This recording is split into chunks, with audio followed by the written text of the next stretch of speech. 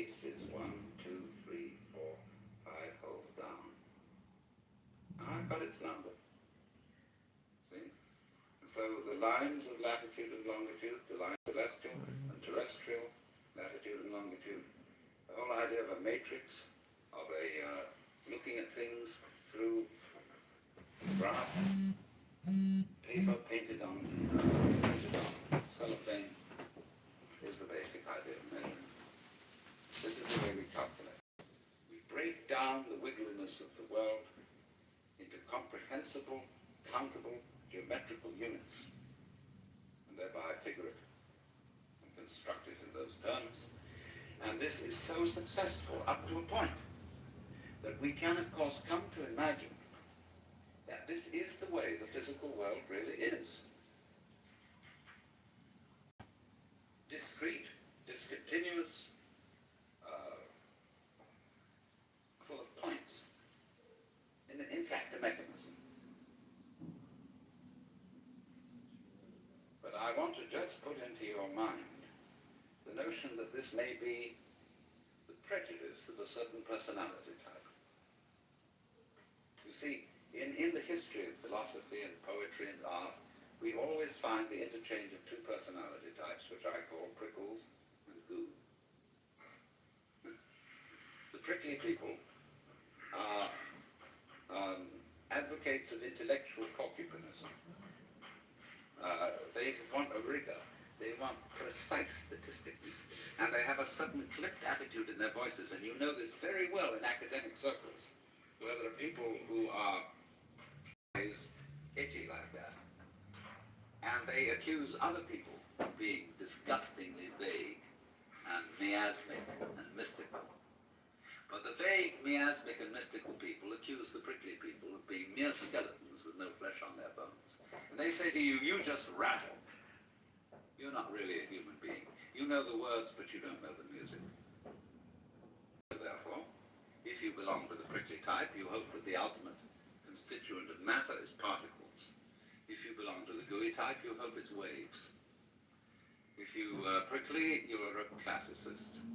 And if you're gooey, you're a romanticist. And going back into medieval philosophy, if you're prickly, you're a nominalist. If you're gooey, you're a realist. And so it goes. But we know very well that this natural universe is neither prickles nor goo exclusively. It's gooey prickles and prickly goo. And you see, it all depends on your level of magnification.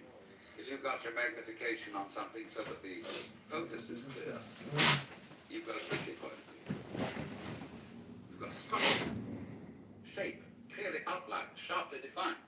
You look out of focus and go bleh, and you've got goo. We're always playing with the two, because it's like the question is the world basically stuff, like matter, or is it basically structure? Well, we find out, of course, today that in science we don't consider the idea of matter, of there being some sort of stuff, because supposing you wanted to describe stuff, in what terms would you describe it? You always have to describe it in terms of structure, something countable, something that can be designated as a pattern. So we never get to any basic stuff. It seems to me that this way of thinking is based on a form of consciousness which we could best call scanning. The capacity to divide experiences into bits is somehow related to a physical facility which corresponds to sweeping a radar beam or a spotlight over the environment.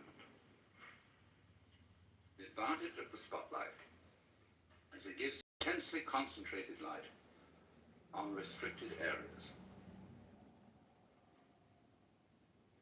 A floodlight, by comparison, has less intensity. But if you examine, say, this room were in total darkness, and you use the spotlight, very thin beam, and you scan the room with it, you have to retain in memory all the areas over which it passed, and then by an additive process, you would make out the contours of the room. And it seems to me that this is something in which civilized